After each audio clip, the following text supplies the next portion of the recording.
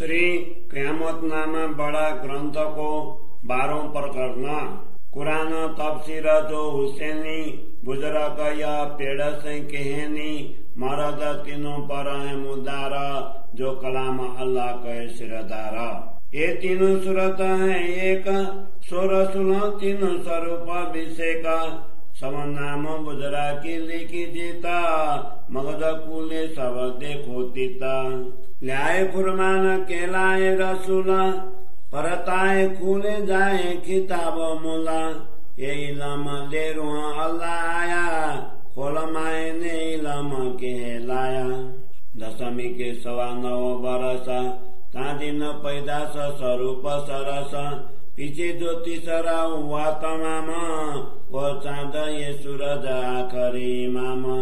कहूँ कुरान देखियो अंदर पत उड़ाऊ अंतर उसई से पीछे जो सवारी सो तो कायदे खुदा की सिफत सारी बुनियाद रसूल सोई आखरी ये सिफत सारी न की करी इन इमाम औलाद जो यार पाक दरुद करे उसियार एक से इशारत दूसरे बिलंद स्थाने खुश खबरे इन हरि की सब सुम सिखा कर सिरदार मेहरबान दिल पाक आगे चलने की निशानी पासा नजीक दरगाह पहचानी मिल्या कया मुलक पात साई सुखासी गिरो रुए दरगाही उत्पन्न अपनी बड़ी दौलत औलाद यार दो बाजू मत बड़े साहेब की ये पात साई जाहिर हुआ खम्ब खुदाई जिनसे हुकुम किया इस्लाम दिन दौलत दही सब यकीन मोती कया दबे बुजर का उताई का सितारा हक दबदबे का रोशन सुरा मेहरबान की साया खुदाए का नूर ये सारे जो कहे निशाना सो पावे आदि से होए पहचान सिरदार सार इज्जत मैदान आली से रख दाई दरगाह का जाना इन पासा ऐसा जमाना बख्शी सचाए फकत की पना इन गुलजारी की कुछ बोए रोशन होवे दिल रुआंदोए सब दुनिया में अकल ना करे पसारा एक रोशन चांद सूरज दो कई दौलत मिने चार बिलांदी और मिलाता जबराइल रोशन हो किला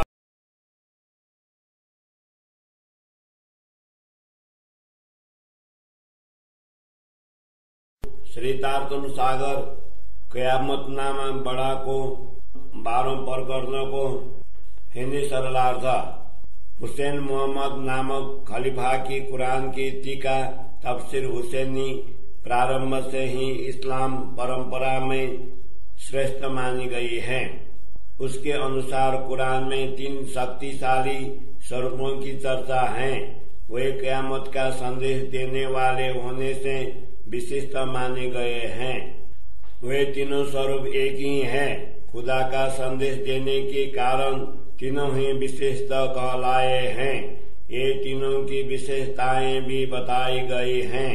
जब उनके रहस्य स्पष्ट होंगे तब सबको ज्ञात होगा। खुदा के संदेश ले आने का कारण मोहम्मद रसूल कहलाए, किंतु वह संदेश उनके द्वारा ही स्पष्ट होगा जिसको परब्रह्म परमात्मा ने इसकी शोभा दी है। इन रहस्यों को स्पष्ट करने वाला ब्रह्म ज्ञान रूप तारतम ज्ञान लेकर श्री देवचंद्र जी रूह अल्लाह इस जगत में अवतरित हुए। वे ही श्री प्राणनाथ जी के हृदय में बैठकर इन रहस्यों को स्पष्ट करने के कारण इमाम महदी कहलाए। रसूल मोहम्मद के पश्चात 10वीं सदी के 9.25 वर्ष शेष रहने पर श्री देवचंद्र जी रूह अल्लाह प्रकट हुए। तदुपरांत जब वे दूसरे स्वरूप में अर्थात श्री प्राणनाथ जी के हृदय में विराजमान हुए तब आखिरी इमाम महदी कहलाए। इन दोनों स्वरूपों को कुरान में चांद तथा सूर्य कहा है। अब मैं कुरान के इन गुप्त रहस्यों को स्पष्ट कर तुम्हारी सभी भ्रांतियों को मिटा देता हूँ। कुरान में ईसा रूह अल्लाह के पश्चात प्रकट होने वाले इमाम महदी को और अधिक दृढ़ कहा है।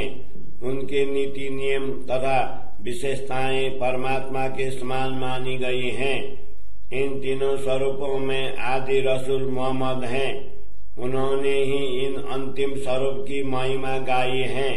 इन इमाम महदी के अनुयायी जितनी भी ब्रह्मात्माएं हैं वे पवित्र हृदय से सावचेत होकर उनकी स्तुति करती हैं।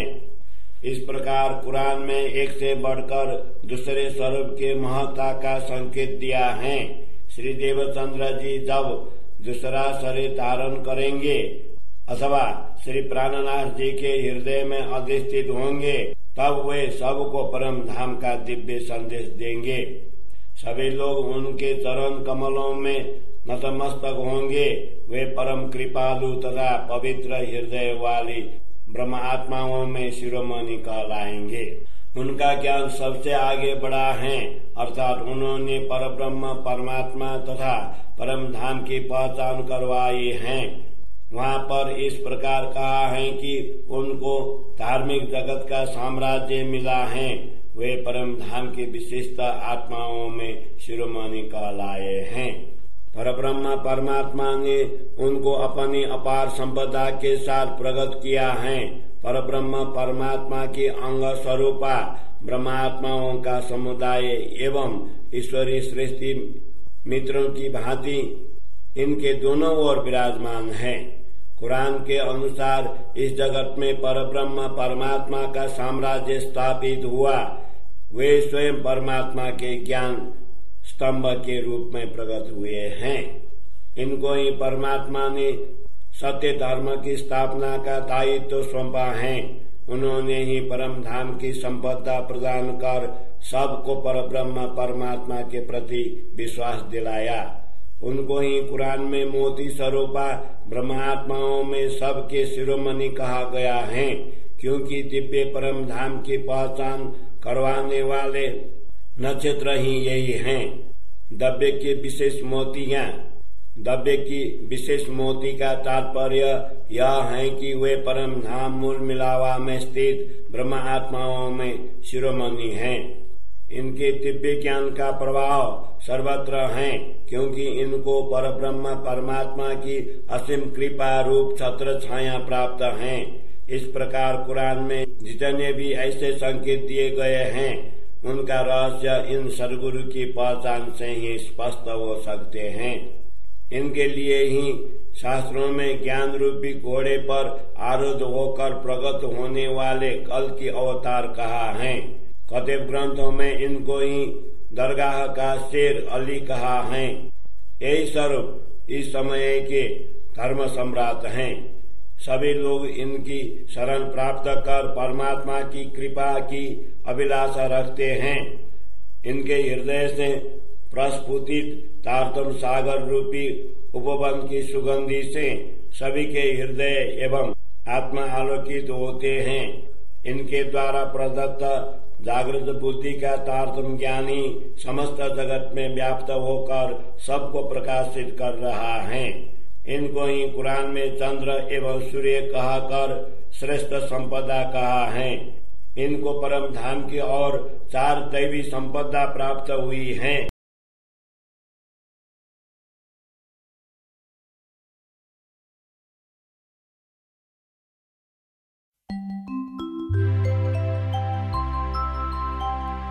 निरेगा मांगा पा मांगा रे निरे सा वर्णन करूं रे रूह जी, वर्णन करूं रे रूह जी। माशुक मुख सुंदर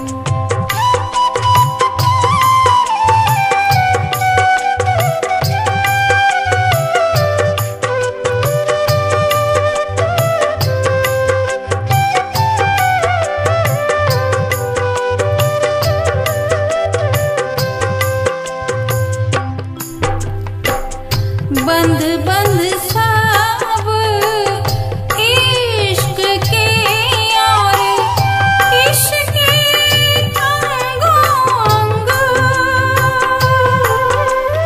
गर सा धारी सा धारी सा धा पासा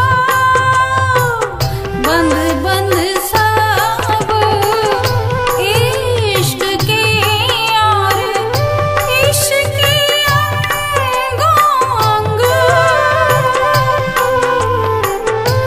गुण पख सब इश्क के नीरे गारे नीरे सा गुण पख सब इश्क के सोई इश्क बोले रस रंग वर्णन करूँ रे रूह जी वर्णन करूँ रे रूह जी।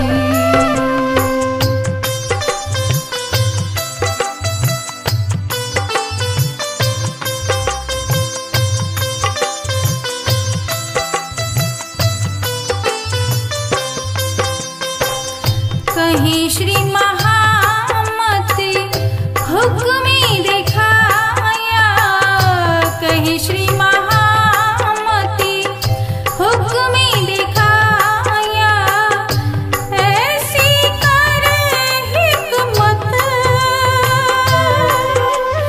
गर सा धारी सा धारी सा धा पासा कहीं श्री महामत हुक्मी दिखाया ऐसी कर हिकमत हम देखा इश्क बेरा नीरे गारे नीरे सा हम देखा